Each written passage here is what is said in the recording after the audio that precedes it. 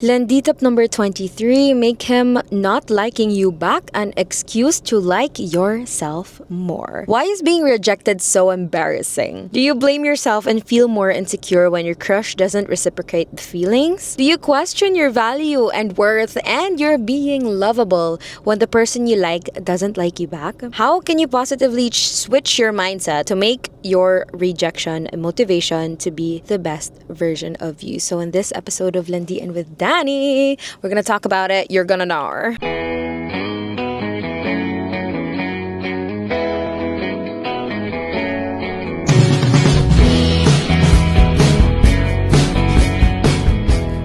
Hey there, my pretty butterflies. I'm Dani, and welcome to the Landian With Dani podcast. I'm gonna be honest with you. The reason why I made the episode before this was because that was me fueling myself and parang talking to myself na rin to embrace rejection therapy para umamin na ako sa crush ko. And guess what? Umamin na po talaga ako sa crush ko. And guess what? I've been rejected. I've been friend-zoned. Now I'm embarrassed. I'm disappointed. Not on him, not on me, but on the situation. I'm not mad, but I'm annoyed kasi it went that way. I'm overall not 100% happy kasi sino nga naman matutuwa kapag na-reject ka, di ba? Wala namang taong ganon. Right now, I decided to make a podcast episode about it para yung emotions ko, ma-channel ko naman into something good. Oh my God, my train of thought right now is so all over the place. Like, I cannot think properly. But I will try my best so that I could produce something productive out of the feelings that I have right now. Kasi sobrang kawawa naman ako, luging-lugi na ako. Ako na nga nag-confess, ako pa na-reject, ako pa na-friend zone, tapos magiging sad ako. No! That has been my coping mechanism ever since. Like,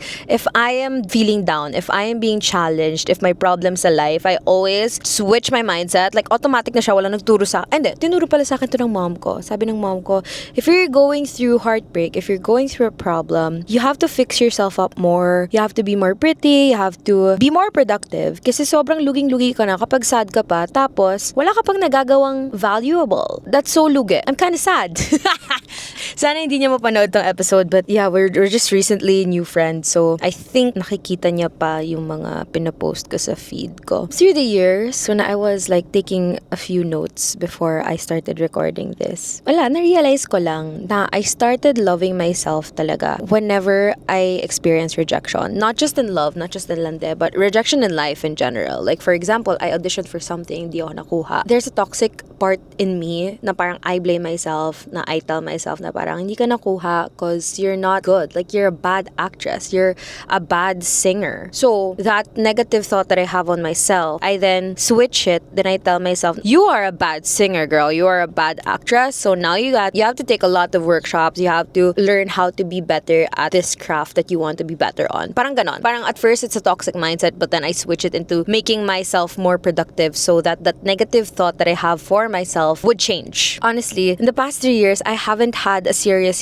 crush. Like, okay, I would have a happy crush, just mawawala lang siya within a day or within a week kasi ma-realize ko na, oh, I don't want this man to be my husband or I don't want this man for my future. So, I wouldn't crush agad. Or I wouldn't crush agad kapag nalaman ko na may girlfriend siya or kapag nalaman kong emotionally unavailable siya or kapag early signs of red flags, I would uncrush automatically. But this guy, our friendship kasi mismo is a slow burn friendship. We would see each other every weekend together with a lot of people because we're at the same workshop. So, it lasted for almost 2 months. Tapos until now, we're still seeing each other like as a group. Wala, may sepangsang kami. Sa isa't isa. In short, lagi ko siya nakikita almost every weekend. Tapos, the more we spend time with each other, with the whole group, mas nakikita ko na parang, oh, he's not just humorous, he's not just for a joke. Like, may substance talaga siya. And like, he has qualities of being a leader. I get attracted to people who have substance, who has something more to them than what they actually show from the physical, from like the initial perceptions that you have of them. So, ayun, parang na-develop ako na na-develop. Ano talaga, like, nilalandi ko talaga siya, like, fun lande, ganon. Tapos parang in front of everyone, tapos giging clingy ako sa kanya. I took it as a sign na parang he's okay with it because he's not telling me to stop. Until one point, sabi ko sa kanya, do you get annoyed when I'm being clingy with you? Do you get annoyed that I show everyone or like I broadcast to everyone that I like you, that you're my crush? Sabi niya, no naman, I don't get annoyed. Like, it's fine, ganon. Tapos, parang recently, I asked him a question. Sabi ko, pupunta ka ba dun sa play ng isa nating friend? Tapos sabi niya, why are you asking? Sabi ko,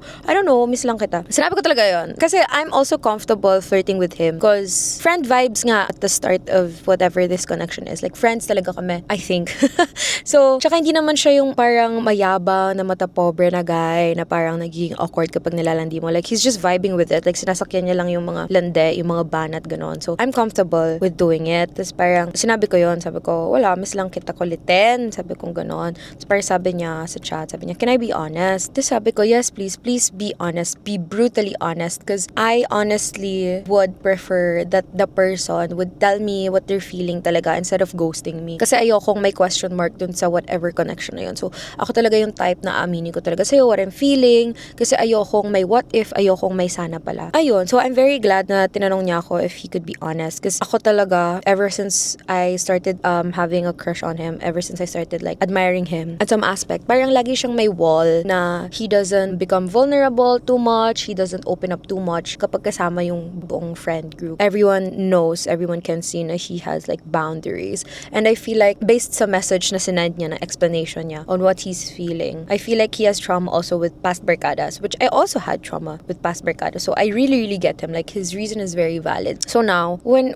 I got that message, hindi ko pa siya masyadong nararamdaman because nagpapagawa pa ako ng nails. As in, literally kanina lang yun. Nagpapagawa pa ako ng nails, papagawa pa ako ng brows and ng lashes. Sabi ko sa kanya, okay, magre-reply ako ng matino mamaya. Tapos parang when I was already driving alone, alam mo naman kapag alone time, tapos wala akong ginagawa, parang biglang dun papasok lahat ng emotions, lahat ng thoughts. Tapos, ayun, parang dun ako na parang na-feel ko na I was embarrassed. Kasi in front of everyone, inamin niya rin na crush niya ako. Like, alam mo yung nagkakantsawan, yung buong group na parang, okay, so sino crush niya isa-isa? Parang ganun, very high school. Every time that question is asked, kapag magkakasama kami, we're like 24. Consistent na yung crush namin is isa't isa. Kaya iniinis din kami ng buong friend group. So sa message niya, sabi niya, I hope we can get to know each other as parang friends and sana hindi magkaroon ng drama, hindi magkaroon ng issue and walang ipupush na something na ayaw naman nating dalawa kasi may experience daw siya with his previous friend groups na ganon. So ayaw niya ng drama in short. Which I really get. And wala, right now, I feel like I'm just blabbering. Sana may mapulot kayo dito. Parang nafe-feel ko yung na-feel ko before nung na-reject din ako siguro mga 5 years ago na yun talaga, yung person talaga na yun 5 years ago, I really love that person. And sobrang tagal ko pinag-isipan bago ko aminin sa kanya na love ko talaga siya. Tinanong ko sa kanya if we had a chance. Sabi niya, not now. Ako kasi, when he said not now, that was my third time already asking. Tapos sabi ko sa kanya, this is the last time I'm gonna ask you this. This is the last time I'm gonna ask you this. Whatever you answer to this point, yun na yung to take kong answer forever. So sabi niya, not now. So I took it as never again. So never gonna tinry with that guy, which I think is good riddance naman because we both have very different lives right now and I think we wouldn't really click if ever maging kami.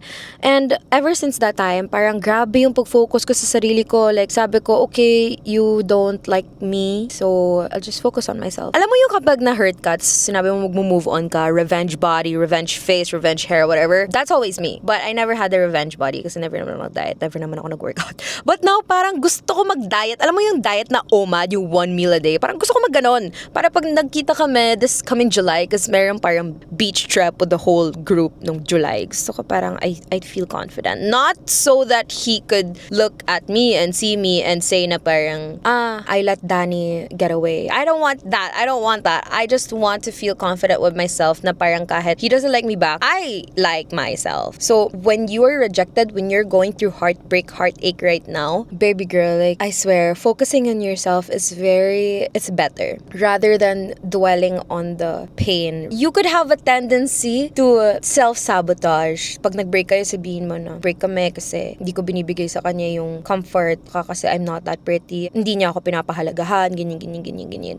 Like, it's very normal to think that. It's very normal to think na parang pangit ka, ganyan kaya, there are other girls better than you, yada. It's normal to think that. But this is me telling you to change that negative mindset. Try your best to switch it into thinking na, for example, I am not that physically fit for you. So, I'm gonna love myself more and I'm gonna exercise more, eat healthier for me so that I would love myself more and I would accept myself more. And by the time that someone comes in my life and he also rejects me, I would feel secure in myself na parang, oh, he doesn't like me. Okay, at least I like myself. I know that I am a catch. I know that I am a healthy fit, hot girl. So if he doesn't like me, then wala, preference niya yun eh. Then he lost me.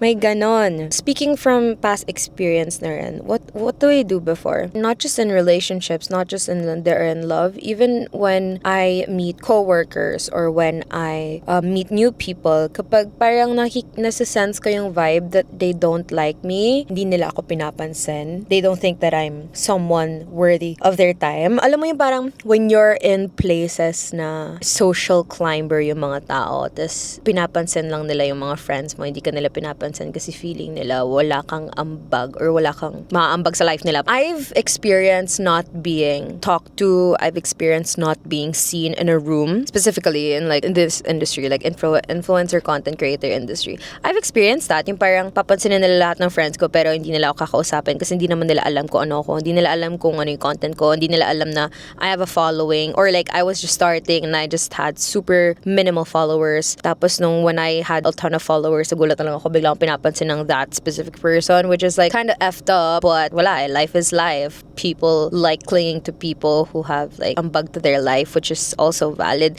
So there are times na nafe-feel ko rin yung rejection in that sense. So when I feel it during those times, I try to make that as a fuel to meet their standards, or if not meet their standards, go beyond their standards. Kaya I feel like rejection has been a good aspect in my life. Kasi whenever I get rejected, any aspect talaga, promise, in any aspect, if I get rejected, if hindi ako napili, if hindi ako na-prioritize, if hindi nakita ng tao kung ano yung value ko as a person, that fuels me to do better, to love myself more, to excel in the talents or in the crafts or in the skills that I have para makita ko ng tao. Somehow that's toxic kasi you keep on wanting to meet the standards of other people. At first, it can be toxic, but for me kasi, I had that toxic mindset, but every time I achieve this specific goal, it always makes me love and appreciate myself more. Na parang, oh, I started this because I wanted to make them like me, but I'm glad I started it because now I don't care what they think na. I care more of what this specific thing contributed to my life. And I thank myself for using this to make myself better in a sense. It's a good coping mechanism that you focus on yourself more. Like when you go through heartbreak, don't always escape to the point na nasaktan ka tapos lagi ka mag-run para lang makalimutan mo yung problem, because sometimes that would build up tapos sasabog ka na lang kasi hindi mo siya pinaprocess. So it's also helpful that you have friends that you trust, or you have family that you can trust with the information of how the relationship went, ganyan. But you should also reflect on yourself. You should also reflect by yourself. Kasi kapag pinush away mo rin siya, puro ka workout, puro ka gala, puro ka inom, ganyan, sasabog ka rin. So still focus on yourself. Love yourself more, but find a balance of your thoughts, your feelings, your actions para hindi ka rin malugi in the end. Kaya feeling ko yung standards ko tumataas din eh, the more that I get rejected. Kunyari, the guy that I was talking about 5 years ago, nung na-reject niya ako, ngayon, the people that I meet, physical-wise, emotional-wise, intellect-wise, are greater, like so much greater than him. So like my standards right now are like higher. Alam nyo, the more that you love yourself, the more that you improve on yourself, the more that you make improvements on how you live your life, how you treat yourself, tataas yung standards mo eh. And if you know that you're doing the work, hindi mo isa-self-sabotage yung self mo, sabihin mo na, why do I have so much high standards? I'm not this type of person, or like I'm not that pretty, I'm not that smart. Parang may self-sabotaging tendencies din kasi na ganun. But for me, pag tumataas standards ko, I also check myself, like masyado bang mataas standards mo, or like valid naman yung standards mo. Yeah, sorry, I just kept on yapping. I don't know if I made sense. You have to find ways to make your mind think that if this person doesn't like you back, you should do activities, journal, have time with yourself and your thoughts alone to switch that into fueling you to like yourself more. Do not let anyone's perception of you make you think of yourself less. Kasi talong-talo ka doon, I'm telling you. Ikaw na nga yung na-reject, masyado mo pa siyang dinibdib, masyado mo pa siyang ginamit as a way to self-pity. Which is bad. I do not support that at all. Ako kasi talaga, kapag may taong may ayaw sa akin, or kapag may, kunyari, for example, this person doesn't like me back, ang mindset ko talaga, ayaw mo ako.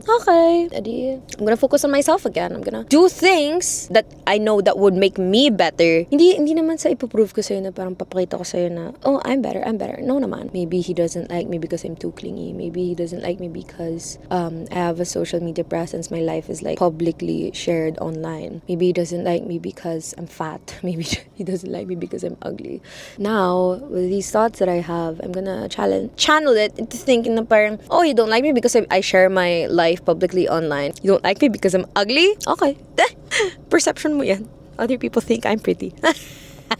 Pero yeah, I hope that if you're going through something similar and reject ka, don't bed rot, don't sulk in the corner of your bedroom and cry and cry and cry and cry. It's okay to feel those feelings. It's okay to cry in the sulok. Like, it's okay to be sad. It's okay to have a period of moving on where you're just not doing anything and you're just crying yourself to sleep. But that should have a deadline. Give yourself a deadline na parang, okay, pwede kang walang gawin today, pwede ka umiyak today, pero bukas dapat productive ka. Use that as a fuel to, I don't know, work out, do hot girl walks, 10,000 steps a day, or study makeup, study how to fix your hair online, study what clothes work for you, study body shape so that you would know what outfits, what type of fits would look good on your body. I hope you had a few or a lot of takeaways from this episode. If you're going through the same thing, please do know that I'm here with you. I'm also going through the same thing. Ito ang effect of dating around in your 20s. At least, diba, may natututunan ako. At least, I'm experiencing heartbreaks that makes me human. Sadness, rejection, embarrassment makes me human.